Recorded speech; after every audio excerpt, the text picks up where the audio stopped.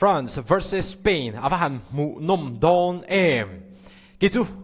chak jok tura rin kan neya chuan tran jok kan nei boka kan riek anga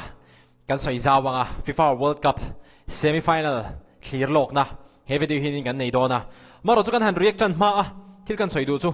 zo stream Android mobile application hi Google Play Store chen download theya he app kal tang hian in Mizo tonga lelin sa movie mu nom tak en thei tin zo stream Android mobile application hi Android Smart TV am han thei boka Mizoram ma chuan in pay-per-view le subscription platform khata in kom ma sabirania kan subscribe na man mil zelin account point share thei dona ti chuan in zo stream a hian tuna hian in Durandar 1 le 2 en tur a omega ni Durandar 1 phe chu a free na en theya Mizo tonga lelin sa movie mu nom tak ke drama Bollywood Hollywood serial engkim en thei na zo stream Android mobile application hi lo download ve ula he app kal tlang hian in movie in lo en ve theu don nia ti kha kan ron shetir masa cheu ani ole tu da chuan in France versus Spain masa bera chuan hemite pani hi alo in tumun to khop maya ti chuan Spain lampang hi voiceom pare tan lo chak to ani France hi voiceom pathum an chak to a voice sari anin draw to ani anin tum to zong zong a chuan in Spain hian in hne na an la chang tam deuh zawk ani France ai chuan mo amaro chu khatinga kan soi rual khan France hi tuna chuan in chak zawk tur rin kai zawk an neri minute som kwa anin khel chunga an chak zawk theina percentage hi win probability hi 40.8% ani France ta hian mo Spain tan chuan in 29.9% zo ani hei enge chan ka shelawa amaro chu FIFA ranking hi kan han en le chuan tuna hian in France hi number 1 ani FIFA ranking a hian mo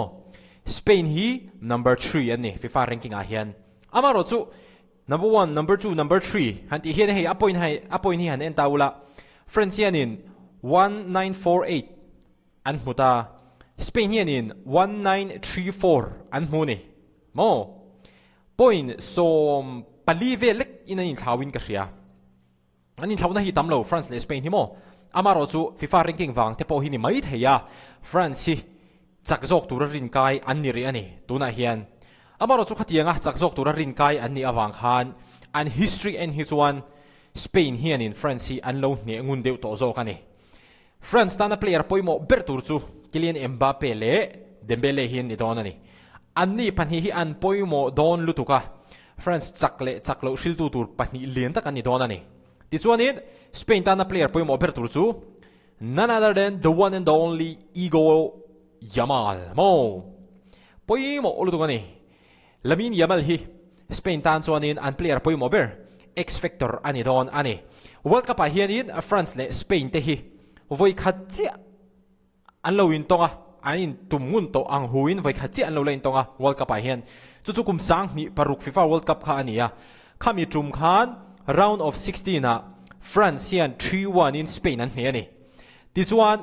khami tuma hanin hei Frank Ribery te Patrick Vieira te chunin Zinedine Zidane te mo legend an vector ni te khachumo kan te khan an pet gola chuanin Spain tan David Villa mo a ming tang ro pa chon lunglen tha khap mai pace kan khel thin lai vel te bo chuak rum no khang kha ani kum sang hi paruk khan France le Spain hian lo tum to a chuta chuanin Spain an chak lawani lat maina ti chuan World Cup record a chuanin France 1 Spain 0 mo World Cup a vikha chen lain tu ba France an chak zo amaro chu UEFA European Championship Euro a hianin voinga lai mai an lo in tum to ani France le Spain te himo Euro kum sang khat zakwa somriat pali final a khanin France hianin 2-0 in Spain an hne ani 2-0 in Spain an hne ti chuan Euro 1996 quarter final a France te hianin Spain hi penalty in anhele ani this one in Euro 2000 quarter final a hian France and Spain hi 2-1 bokin anhele ani this one Euro 2012 quarter final a hian Spain hian France te hi 2-0 in anhne vele thungani this one Euro 2024 semi final a Spain 10 France te hi 2-1 in anhne vele tikhanin Euro chon overall anga chuanin France hian in voithum hne na an changa Spain in voin hi amaro chu hi apoi mo ta ani tu hnaya anin tum nun ber pahnia khan Spain in hne nan chang ve tat hei wang hianin Lamin Yamal po hi Ego Yamal po hi a kon fi khap mai France laka hi chuan UEFA Euro 2024 semi-final han Spain in France 2-1 in an he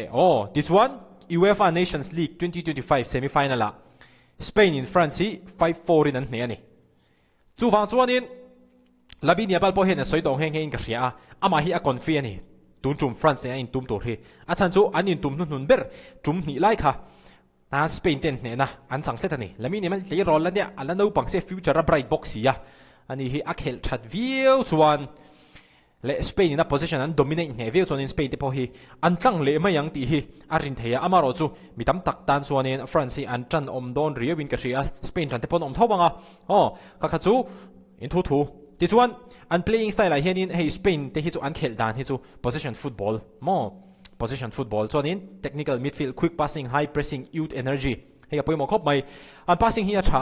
Spain chu ball te poi an dominate na sa chuan in lamini amal hi a explosive a phit ang renga ten atinenga ti thuta pet goal thut ang chi kha hey in individual brilliance kan ti ang chi kha lamini amal hi an check ne le wazir hian in game hi a hril thui don khop mai ani lamini amal hi a hian in defender pakhat an be tir ta pa ana kwal char pe ya ama hi che thei mi lo no ball dong thei mi lo ball pass suak thei mi lo chan siam thei mi lo gameplay siam thei mi lo wa France midfield te defender te na an siam thei ani chuanin Spain tan hi chuanin chet a har ve viawang a chan chu lamini amal hi hi an nok don khopani khatiang an check ne lo ni chuan mo France ero hi chu an game hi tlemin dang dai de hleka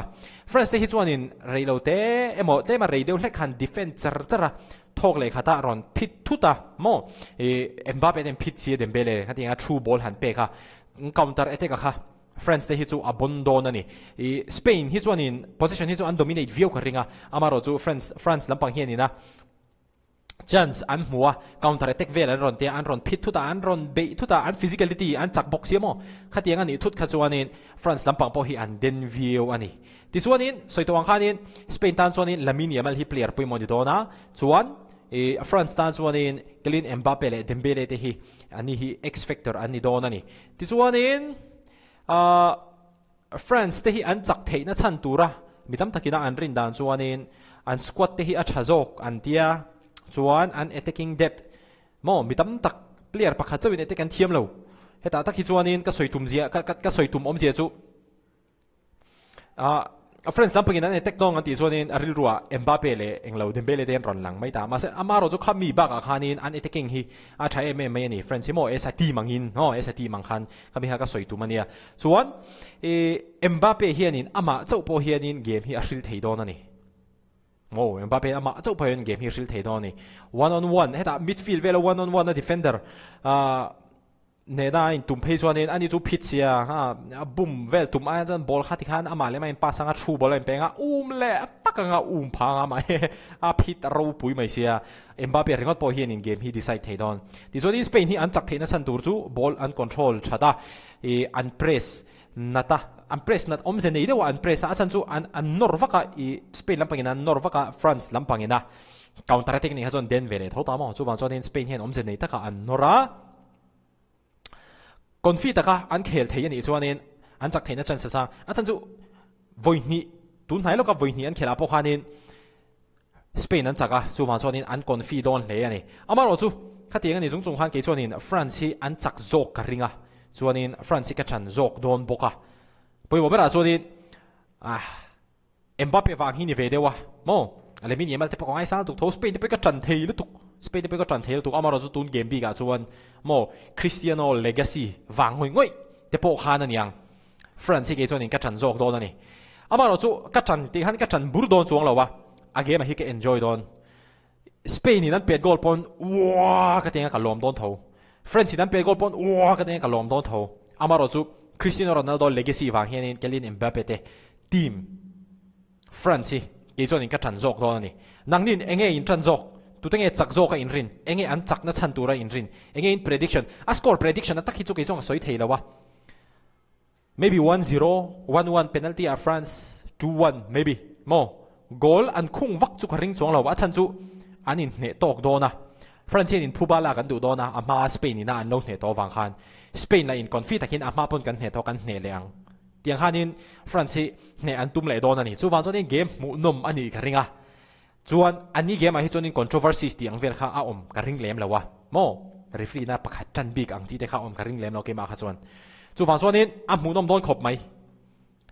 ama ro chu ke chuanin ka thir lo na de a soi thek mai ma chuanin chu france tan de uzo ni ma oh ka ti zong kha han ni te se video lai mu lai theu do ne